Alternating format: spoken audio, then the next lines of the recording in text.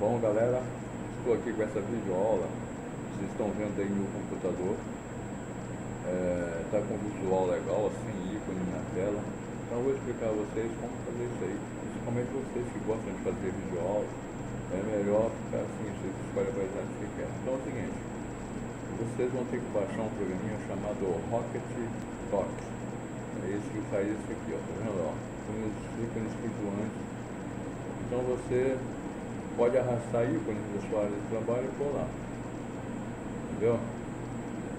Agora, depois que eles estão aqui, o que acontece? Tá aqui, eu vou abrir aqui, ó, destravei o ícone. Se eu puxar um ícone para baixo aqui, ele deleta. Então vocês vão ter que ficar com o botão direito e travar. E este efeito aqui, dele aparecer e sumir, também você clica com o botão direito e vem aqui, ó, auto ocultar. Se você não fizer isso, eles vão ficar aparecendo aqui. Quando você instala esse programa, ele vem com 11 ícones, tá? Vem com o relógio, esse aqui, esse, e o resto depois eu pus. Vem com todos os itens do painel de controle, dos documentos, tá? Vem com 11. O resto você pode arrastar da sua área e pôr. Muito legal isso aqui. Então, assumiu aqui, outros ficaram limpinho. Os ícones da área de trabalho você pode tirar também, se você não usou lá em cima, clicando com o botão direito e vem aqui, ó, em exibir, mostrar ícones. Aqui, ó, apareceu todos os que eu tenho, tá? Então, na hora que vocês quiserem tirar os ícones, é só vir aqui em exibir, área de trabalho, e clica aqui, ó, mostrar ícones da área de trabalho. Se selecionou, ele some. Então vocês vão ter que baixar esse programinha, chama aqui Rocket Dog. Eu vou abrir aqui o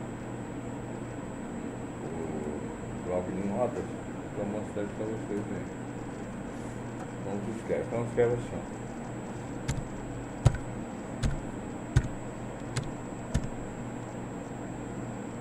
ó. Rocket Dog.